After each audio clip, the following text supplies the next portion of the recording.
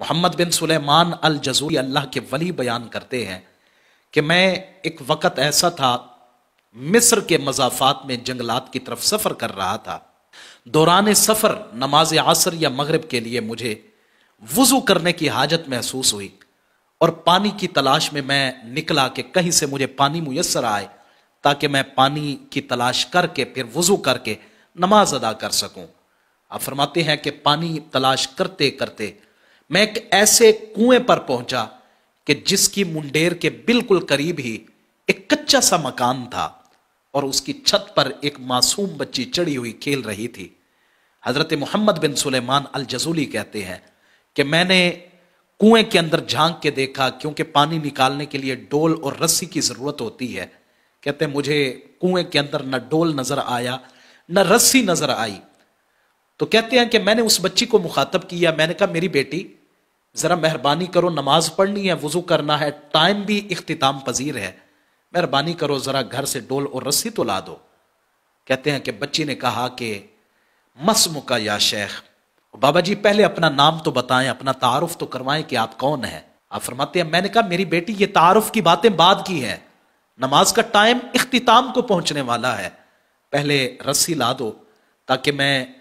डोल और रस्सी से पानी निकाल के वुजू करके नमाज पढ़ लूं, फिर बैठूंगा तुम्हें अपना तारुफ करवाऊंगा। बच्ची कहने लगी ना ना बाबा जी पहले बताएं आप कौन हैं। तो कहते हैं कि मैंने न चाहते हुए भी बच्ची को अपना नाम बताया कि मेरा नाम मोहम्मद बिन सुलेमान अल जज़ूली है। कहते हैं बच्ची ने जैसे ही मेरा नाम सुना अपनी उंगली मुंह में दबा ली और कहने लगी क्या आप वाकई वही मोहम्मद बिन सुलेमान अल जज़ूली हैं कि जिनकी विलायत का डंका मिस्र के शहर से निकलकर हमारे जंगलात तक आ पहुंचा, लेकिन आप हैं कि आप कहते हैं कि मैं मोहम्मद बिन सुलेमान अल जज़ूली हूं, मगर हैरत है मुझे आपकी विलायत पर और आपकी इस अजमत पर कि जिसके होते हुए भी आप कुएं से पानी निकालने के लिए डोल और रस्सी के मोहताज बने फिरते हैं, मुझे आपकी विलायत की समझ नहीं आती। मोहम्मद बिन सुलेमान अल जज़ूली कहते हैं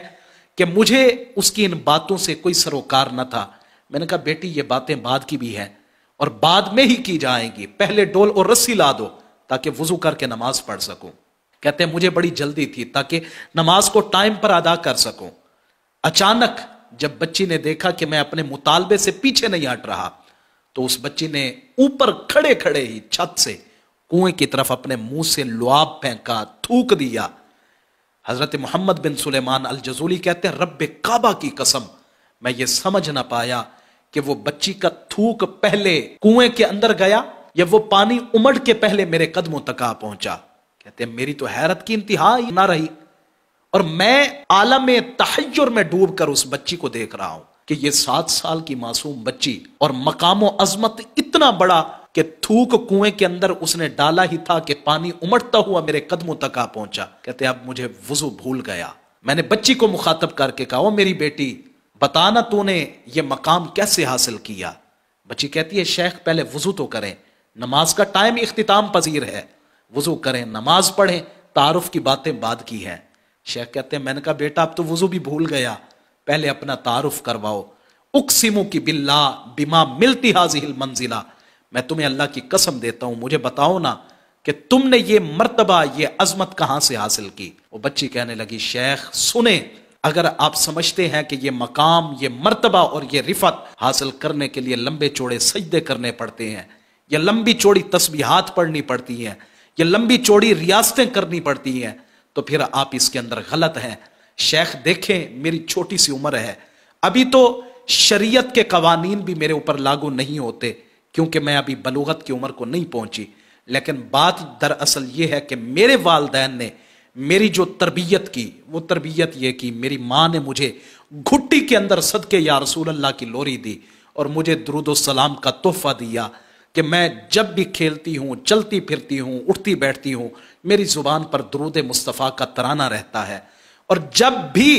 मुझे पानी की जरूरत और तलब महसूस होती है कभी मैंने डोल और रस्सी नहीं पकड़ा बल्कि मैं आके कुएं के अंदर थूक देती हूं। मेरे थूक के वहां पहुंचने से पहले पहले पानी पहले ठाठे मारता हुआ मेरे कदमों तक आ पहुंचता है। तो ये वालिदैन की तरबियत होती है जो औलाद पर अपना असर और अपना रंग छोड़ जाती है। ये तो नहीं ना कि वालिदैन औलाद के सामने गंदी गालियां दें, والدین اولاد کے سامنے غلط طریقے کی زندگی گزاریں، شریعت سے بیزاری والی زندگی گزاریں۔ شیخ کہتے ہیں کہ جب میں نے اس بچی کا یہ طرز زندگی دیکھا، جب اس کا یہ عمل دیکھا، کہتے ہیں تب میں نے اپنے دل کے اندر